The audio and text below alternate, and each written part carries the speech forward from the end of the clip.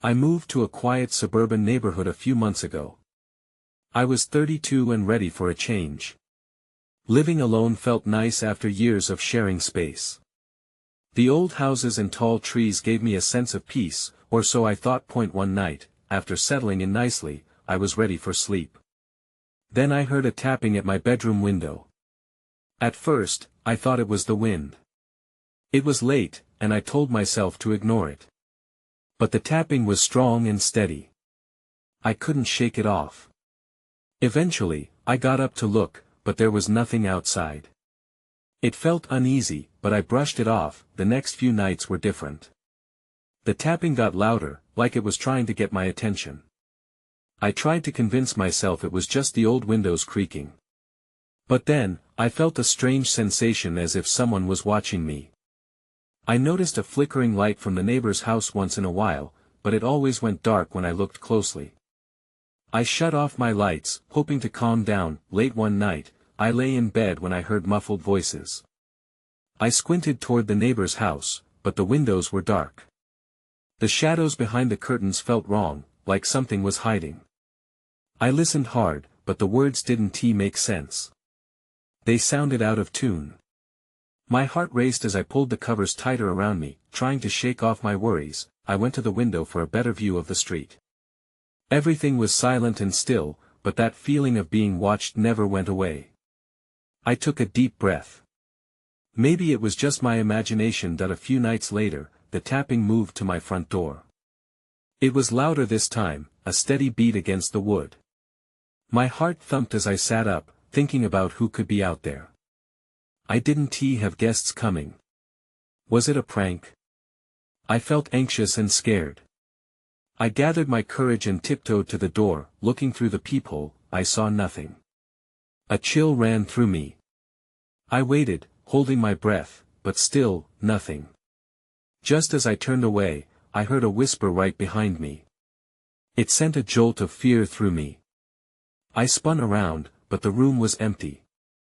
I realized then I couldn't ignore this. Something was definitely off. I felt a knot in my stomach. I tried to distract myself with work, but the rising anxiety was hard to shake.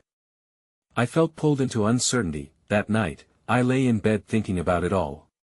The tapping, the whispers, the odd shadows. I thought of the neighbors, feeling uneasy about what lay beyond their closed curtains. The fear slipped in like a shadow as I questioned if I was truly alone. I didn't know who or what to trust anymore. Maybe it was all in my head, but my gut told me otherwise. I felt trapped in a nightmare, and questions lingered, dark and unanswered. The following day, I woke up late. The sun was high, but I felt heavy. Falling asleep had become a struggle, with every creak and whisper haunting my thoughts. I needed to clear my head and decided to take a walk around the neighborhood. Fresh air might help. As I strolled down the tree-lined streets, I tried to take in the cheerful scene. Kids played on bikes, and neighbors tended to their gardens. I forced a smile and waved at a few people, but my heart was still in knots. I wanted to ask someone about the odd happenings, but I didn't know who to trust. I returned home feeling slightly better, until I got to my front porch. On the welcome mat lay a small package wrapped in brown paper. It wasn't there when I left. My pulse quickened. I glanced around, certain someone was watching me again. Was this part of a prank? It felt oddly personal. With trembling hands, I picked up the package and took it inside. My mind raced with possibilities. What could it be? I thought about calling the police but hesitated. I could already imagine their faces when I described the tapping, the whispers, this mysterious package. Instead, I opened it. Inside, I found an old, weathered book. Its cover was blank, but the spine was worn, indicating age. I flipped through the pages, scanning the text. The handwriting was erratic, like someone had written in a frenzy. Each page contained disturbing sketches. They depicted dark figures lurking in shadows and people with their faces scratched out. I felt bile rise in my throat. Then, I noticed something peculiar on the last page, a date scrawled in the corner, last night's date. My heart sank. Who had left this? My mind raced back to the whispers near my neighbor's house. What if this book was connected to whatever was hidden behind those curtains? I rushed to the window, taking a quick look outside, but all I saw was a neatly trimmed lawn and the morning sun casting long shadows. I couldn't shake the feeling that I had just opened a door to something I didn't understand. That night, determined to confront my fears, I decided to visit the neighbor whose house flickered in the dark. I felt a strange mix of dread and curiosity as I walked over. Maybe they held answers.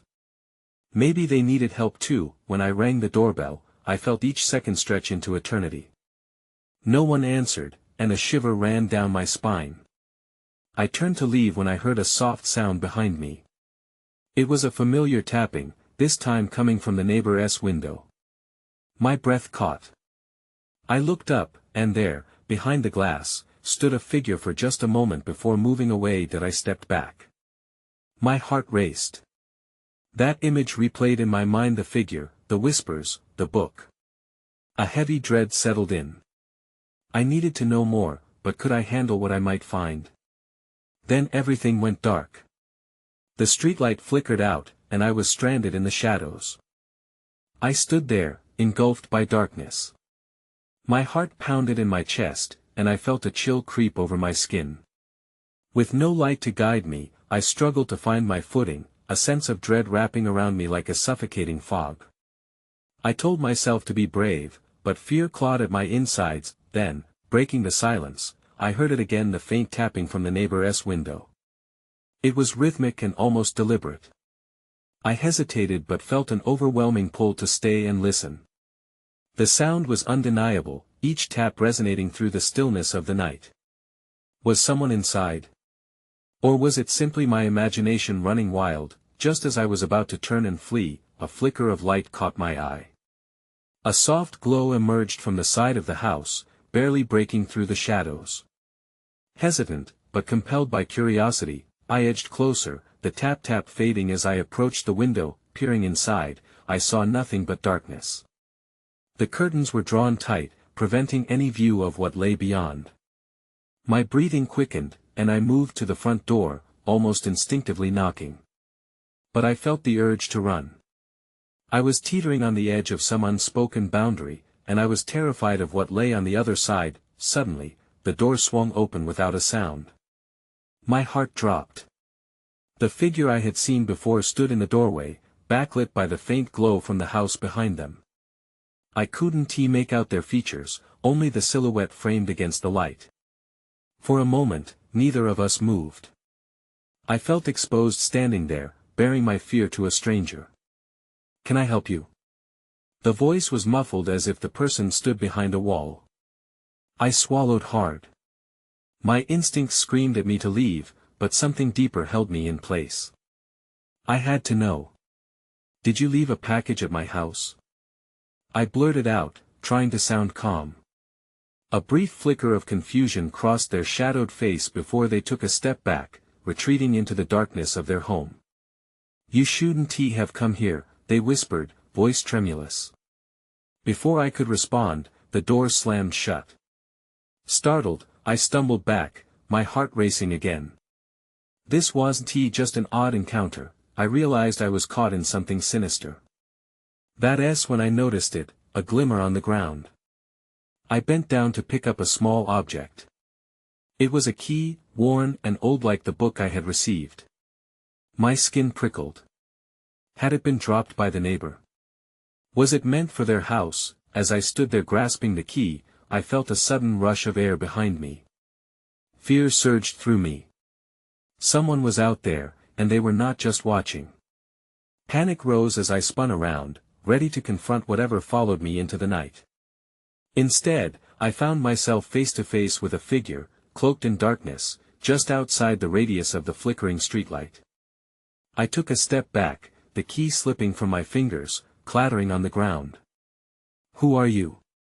I asked, my voice barely more than a whisper. The figure stepped forward, and I braced myself for what they might reveal. The figure moved closer, and I squinted into the shadows, desperate to see their face. The streetlight cast a weak glow, barely illuminating features hidden in darkness. My heart raced, and I felt a shiver run down my spine. "Please, I just want to know what is going on," I stammered, fear creeping into my voice. The figure halted, just out of reach of the light. I noticed a glint of something metallic in their hand, a small knife, its blade gleaming ominously. "Leave now," the voice rasped, low and urgent. It was the same kind of warning I had heard before, just like my neighbor had said. My instincts screamed that I should retreat, but I was rooted to the spot. Who was this person? "I'm not here to cause trouble," I managed to say, even though part of me just wanted to run. I just found this." I held out the key, hoping it would somehow connect us.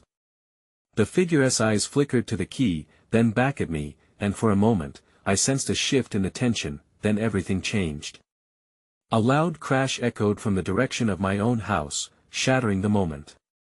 My blood ran cold. Adrenaline surged within me, and instinct took over. I turned on my heel and sprinted back towards home, fear propelling me forward. As I raced down the path, I dared only a quick glance behind. The figure had vanished. I stumbled up my front steps, my hands fumbling with the doorknob. The sound of heavy footsteps followed me, chilling my bones. I burst through the door and slammed it shut, locking it behind me. I leaned against the door, panting, my heart thumping loudly in my ears. "What is happening?" I gasped to myself. The silence in the house felt heavy and suffocating. I stepped cautiously into the darkness of my living room, scanning the area, looking for any sign of intrusion. I reached for my phone to call for help, but I froze when I noticed the flickering light coming from my dining room. Panic gripped me as I crept toward the source of the glow. The air was cold, and every fiber of my being warned me to turn back. That's when I saw it through the cracks of the door frame. My laptop was open, the screen alive with bright colors that seemed to pulse in the dim light. I heard a soft voice coming from the screen, muffled but undeniable. I edged closer, dread pooling in my stomach. Was someone inside my computer? Or was this just another game, another trick? As I crossed the threshold, the voice became clearer, and I felt a chill race down my spine. "You shouldn't have come here," it echoed, mimicking the words of the neighbor, but now the digital face filled with a twisted grin. The realization hit me like a cold slap. This was connected. Whatever was happening outside my door was somehow tied to whatever was on the screen. Then, a loud bang came from behind me. Someone was still in my house. I turned slowly, heart racing, ready to confront whatever had followed me in. I faced the darkened hallway, breath caught in my throat. The laptop screen flickered, and I felt its glow on my face, chasing away the shadows. But I couldn't focus on it. The sound of shuffling footsteps echoed closer, a stark reminder that danger lurked behind me. "Hello?" I called out, my voice surprisingly steady despite the dread pooling in my stomach. Silence answered me, thick and suffocating. I stepped back toward the dining room, casting hurried glances over my shoulder. Every instinct screamed at me to leave, but I couldn't abandon this moment. Something was happening, and I needed to understand. The disembodied voice from the laptop shifted in tone.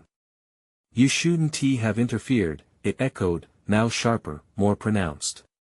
I was baffled. What had I interfered with?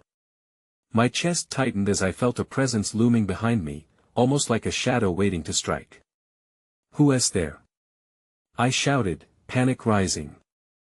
I felt foolish for not having a weapon, for making myself so vulnerable. Why didn't I think to grab anything to defend myself? The footsteps paused, and for a brief moment, I thought maybe it had been my imagination, but then I heard a distinct sound, a creak in the floorboards, right beneath me. My heart raced as I whipped around, facing the entrance to the living room. I kept a firm grip on the edge of the dining table, feeling for something to steady me. I wanted to scream, but I bit my tongue. Glancing back, I was pulled again to the laptop. The voice seemed to meld with the atmosphere, twisting around me as if it were alive. "You can't escape your fate," it taunted, mocking me from the screen. The air grew prickly, and my skin crawled. I had a choice. I could listen to this voice, wait for whatever threat it was to reveal itself, or I could run. I turned to the hallway again, ready to bolt for the front door, but then I caught sight of something at the edge of my vision. That a figure stood there, half in the shadow, the glint of a blade catching the faint light. My pulse hammered in my ears. The figure from earlier? Was it the same person? I squinted, hoping for clarity, but the shadows shifted, making it impossible to tell. "Stay back!" I yelled, forceful yet pained. My hands trembled at my sides. Would they listen? Did I believe that this time was any different? The person didn't move, they simply stared, knife still glistening, almost waiting for me to make my next move. This was when I realized the truth: they held the key. This wasn't just about the key I had found earlier, it was about something much deeper, something I had unwittingly stepped into. Before I could process it, the figure lunged forward, and instinct kicked in. I dashed toward the door, heart racing as I threw myself against it. Desperate, I twisted the knob, praying it wasn't locked. But it wouldn't budge. Panic surged through me. I turned back to face my pursuer, who was closing in, the screen behind me casting an eerie glow over their features. I had no choice, I had to confront this head-on. With a burst of courage, I shouted, "What do you want from me?" The answer hung heavy in the air as I waited to find out what awaited me next. The figure didn't answer. Instead, they advanced, slow and deliberate, their eyes fixed on me with a chilling intensity. I could see the blade in their hand more clearly now. It wasn't just a knife but something jagged, more menacing. "Stay away!" I cried, my voice trembling, as I glanced around for anything to defend myself with. The dining room felt like a cage, closing in on me, with no exit. Suddenly, something unexpected happened. The laptop screen flickered again, and the voice returned, booming through the tension like thunder. "You must choose," it declared. "This is your chance to align with destiny. Will you join me or become the sacrifice?" The figure paused, giving me a moment to breathe, but I could sense their annoyance. I had no idea what this was about or what destination they spoke of. All I felt was raw fear. "Join you? Sacrifice?" I stuttered, trying to keep my focus. I was losing time while they lurked closer. "What are you talking about? Do you truly not know?" The voice taunted, its laughter echoing in my mind. It was maddening. "You've already chosen by your actions." Before I could reply, the figure lunged again. This time, I dodged to the side, heart pounding as I barely avoided the blade. I stumbled into the kitchen, my eyes darting for anything that could serve as a weapon. That I spotted a cast-iron skillet on the counter. With my heart racing, I snatched it up just as the figure rounded the corner. We stood there, faced off in a standoff of desperation. They hesitated for a moment, perhaps surprised I'd actually fight back. "Put down the weapon," they commanded, voice low and threatening. "You'll regret if you don't." "Not a chance," I replied, adrenaline surging through my veins. I raised the skillet high, ready to swing if they dared to come closer. Suddenly, the voice from the laptop broke in again. "You cannot win," it warned. "You cannot fight their will." What did that mean? I wasn't about to back down. I stepped forward, skillet poised. "What is your will? What have I done?" They laughed, the sound unsettling. "You meddled in things beyond your understanding, things beyond your control. Now you'll pay the price." With no other options, I spun on my heel and ran toward the back door, hoping it was unlocked. But suddenly, the world went dark. The lights flickered, then cut out completely, plunging me into blackness. "Come out, little bird," the figure said, their voice echoing in the void. I stumbled, my heart thumping wildly in my chest as I heard the scratching sound of their blade being pulled across the floor. I couldn't see anything, panic turned my world upside down. The laptop still emitted a ghostly glow, but it felt too far away, and then, in that darkness, I felt a cold breath on my neck. I gasped and whirled around, swinging the skillet wildly. My heart raced harder than ever as I realized I was not alone any longer. "Where are you?" I shouted, desperate. "What do you want from me?" But all I got in response was a sinister silence, and the weight of dread settled heavily around me like a shroud. I needed to find out what was happening and escape this nightmare before it swallowed me whole. As I groped my way blindly through the darkness, something brushed against my arm, and I froze. I couldn't tell if it was the figure or something even worse. My breath quickened. I had to keep moving. I just hoped wherever I was headed wouldn't mean facing my demise. I stumbled forward, the darkness swallowing my every sense. Each step felt like a gamble, and the sweaty grip on the skillet did little to calm my nerves. I had to find a way out, a doorway, anything resembling safety. "Is anyone there?" I called out, my voice wavering. No answer. Just silence pressed down on me thick. I moved cautiously, trying to remember the layout of my home. The kitchen always felt so familiar during the day, yet now it resembled an entirely different place, hostile and foreboding. I turned toward the wall, hoping to find the surface of the counter, but instead, my hand brushed against something soft and warm. "What the?" I gasped, my heart racing anew, as I recoiled. I swung the skillet once more, but it found nothing but air. Then I heard it. A whisper, low and eerie, speaking my name. "Are you afraid?" It asked, floating around me like mist. My blood ran cold. "Who is there?" I demanded, voice trembling. "Show yourself." Out of the void, a glimmer caught my eye, a fleeting flash of dark movement. My instincts screamed at me to run, but I stood frozen. Something was in my house, something unnatural more than just the figure. I had never believed in ghosts or spirits, but in that moment, everything I thought I knew spun into chaos. Suddenly, the brightness of the laptop screen flickered to life again, illuminating part of the kitchen. The voice boomed, "It is all connected. You've awakened them." I quickly turned toward the light, trying to gather my bearings. The figure stood still in the shadows, but now there was something else. A second, softer apparition materialized near the edge of the glow, its features indistinct but unmistakably human. It looked at me with an expression I couldn't quite read, pity, anger, or perhaps a mix of both. "Please, listen to me," it said. "You're not safe here. Get away from me."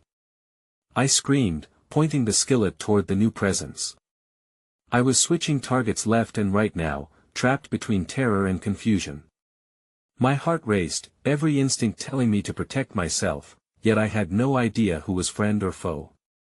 "Your choices led you here," the blurred figure continued, its voice cutting through the chaos. "You must choose wisely, or be lost forever." "What does that mean?" I shouted, but the figure only slowly faded into the darkness, leaving me with more questions than answers. Then, with a sudden surge of energy, the figure behind me lunged. The movement was swift, an instinct kicked and I swung the skillet with all my might, but there was no impact. I was grasping at shadows. Panic filled my lungs, and I turned back toward the laptop, desperate for clarity. That's when I saw it. The light flickered again, revealing an old family photo on the desk next to the computer. A young girl, a woman, and an empty chair. I squinted, recognition washing over me. They were my family. Everything struck me hard, a wave of realization crashing in. Had I brought this upon myself? But before I could grasp the enormity of my discovery, a deep, guttural laugh echoed through the air. I wasn't done playing their game. But the game was far from over. The room felt like it was closing in on me. I could barely breathe as I strained to understand what lay behind the flickering screen. The faces in the photo twisted in my mind, memories I had buried deep pulling me back. The laugh lingered, dark and mocking, wrapping around me like a cold hand. "Focus," I whispered to myself. Panic wouldn't help. I needed to grab control of whatever was happening. My eyes darted back to the computer, the glow casting eerie shadows across the room. I could feel the presence lurking nearby, waiting for me to falter. Show yourself. I yelled again, anger mixing with fear. What do you want? There was a pause, and then a soft rustle filled the silence. My heart jumped. I turned slowly, eyes straining against the dark. Out of the corner of my eye, I caught movement, a flicker of light, or maybe a shadow dancing just beyond my line of sight. Each muscle in my body tensed, the skillet still gripped tightly in my hand. Can you help me? I tried, the edge of desperation creeping into my voice. What do I need to choose? The whisper returned, a breeze that chilled my skin. Not everything is as it seems. The voice rode the edges of the darkness, taunting me that I backed up toward the counter, seeking something solid, something to ground me. In my periphery, I saw the family photo again. They looked so happy, so whole. But the vacant chair seemed to mock my loneliness now. I turned my gaze back to the shadows, nothing moving. Show me. I shouted, shaking the skillet. I was ready to fight, but deep down, I felt a flicker of doubt. What if I was fighting against something important? A sudden crash erupted from the living room, a loud thud that shook the very floor beneath me. My heart raced, adrenaline flooding my body. I took a tentative step back, my grip on the skillet wavering, ignoring the urge to run. I crept toward the sound. Each step felt like stepping on glass, the anxiety clawing at my chest. I peeked around the corner and into the dimly lit living room. Everything seemed undisturbed, except for the flickering lights above. Then, I saw it. A figure materialized in the darkness, outlined by the faint glow of the television. It was tall and angular, wearing what looked like old-fashioned clothes, like something out of a time long past. It turned toward me, and I froze. The figure raised its hand slowly, pointing directly at me. A surge of icy fear coursed through my veins. You shouldn't have come back, it hissed, voice dripping with malice. Without thinking, I swung the skillet, but it clanked uselessly against the wall, sending a jolt of panic through me. I turned to run back to the kitchen, desperate for the light and safety of the laptop, but the figure was closer now, shadowy and fast. Stop! I screamed, fear bubbling over into sheer terror. I darted down the hall, barely aware of my own choices, but I knew I had to escape. I stumbled into the bathroom, slamming the door behind me. My breath was ragged, and for a moment, the muffled laughter faded. Then I noticed something beneath the sink, a glint of silver, a small key. What did it unlock? The knowledge felt vital, but I was scrambling with little time to think. Could it lead me to the answers? I whispered to myself, pacing in a small circle, but then, another thud resonated from the hallway, and my heart sank again. Someone or something was determined to keep me trapped. The game was clearly far from over. I gripped the small key tightly in my hand, the metal's coolness contrasting sharply with the hot rush of panic in my veins.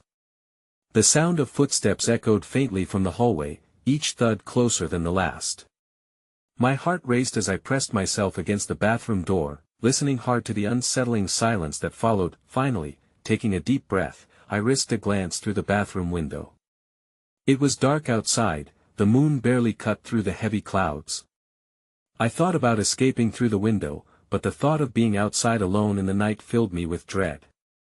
What if that figure was lurking nearby, waiting for me to make a move? Suddenly, the doorknob rattled. I jumped, my grip on the key tightening as the door shifted. My mind raced through the possibilities. It could be my imagination, some leftover adrenaline making me paranoid. But deep inside, I knew it was all too real. Let me in, a voice came from the other side, deep and distorted, dripping with an unsettling calmness. I just want to talk. Go away.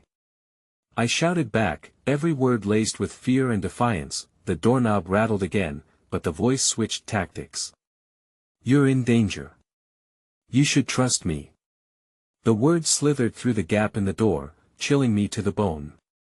How could I trust something I didn't understand? Thinking fast, I turned my attention back to the small key. Maybe there was a lock somewhere in the house that could help me escape this nightmare. I pictured the possible secret compartments, old cabinets, or even the attic door. Please, the voice pleaded softly now. There is something else here. You need to see it before it's too late. I shook my head, swallowing the lump in my throat. What do you know? I asked, my voice barely above a whisper that I could hear the door creak under the pressure from the other side. I know about the darkness that follows you. The tone shifted again, raspy and urgent. You can't fight it. You need to understand what it wants. I felt my heart pounding in my chest. The urge to open the door was almost overwhelming. But what if it was a trap? What if it meant to trick me into revealing myself? With a sudden burst of determination, I turned from the door and peeked into the small cabinet above the sink. It was packed with miscellaneous items, a few old bottles and a dusty flashlight. In that moment, the lights upstairs flickered again, plunging me deeper into darkness. I could feel panic creeping in again, but I forced myself to focus. I grabbed the flashlight and aimed it toward the door. Something about that voice nagged at me. I needed to know that I turned the flashlight to the door, ready to confront whatever waited on the other side. Just then, I heard the front door creak open, despite it being locked. The chill of dread swallowed me whole. I wasn't alone anymore. Who is there? I called out, my voice trembling but edged with fierce resolve. In that moment, I knew my answer was coming, and it would either break me or lead me closer to the truth. But I wasn't ready for what I would find next. Just as I took a deep breath, the darkness enveloped me completely. The world felt suspended as the darkness thickened. I fought against the enveloping void, my heart thumping wildly in my chest. The flashlight quivered in my grasp, casting a beam that barely touched the edges of the shadowy corners of the bathroom.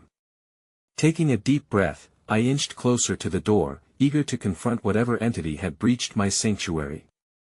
Who is there? I called out again, though this time my voice wavered, nervousness creeping in. The silence pressed back, weighted and suffocating. I glanced toward the crack around the door. The noise from the living room had stopped, leaving only an unsettling hush, as if the house itself was holding its breath. Then it came. A low, guttural laugh reverberated through the walls. You really think you can escape? The voice echoed, unnaturally loud in the stillness. I gritted my teeth, refusing to give in to fear. Summoning my courage, I pushed against the door. Leave me alone. I shouted, though it felt futile. But no response came, just that oppressive stillness that churned my anxiety. I stepped back, considering my options. The key felt heavy in my hand, a token of some unknown possibility. Could it lead me to safety? Beyond the door, the shadows shifted. I could sense whatever was out there was waiting, watching. I took one last look at the bathroom window. Could I escape through there? I hesitated, thoughts racing. Outside, the darkness felt somehow alive. I glanced at the cabinet again, searching for anything that could aid me. With a sudden resolve, I turned the flashlight back on, aiming its beam toward the small cabinet under the sink. Beneath the clutter, I spotted something shiny, a small silver latch. My pulse quickened. What if this was a hidden compartment? With trembling hands, I pushed everything aside, heart racing over what I might find. Finally, I grasped the latch and pulled. The floor creaked ominously. Nothing moved. I took a deep breath, and prepared for whatever might come next. I yanked at the latch with all my strength, and suddenly it sprang open, revealing a narrow space filled with odd items, a dust-covered glass jar, an old diary, and what looked like twisted remnants of fabric. Then, the front door creaked open wider with a larger thud, as if someone had stepped inside. My heart dropped. Whatever had been lurking outside was now in my home. I froze, flashlight aimed toward the door. No time left to linger. I had to act. Gripping the key tightly, I snatched up the diary and paused, eyeing the darkness pooling outside the bathroom. I know you're there. I shouted again, my voice steadying. What do you want? We want what's ours. The voice came again through a dark chuckle. It was close now, almost just beyond my reach.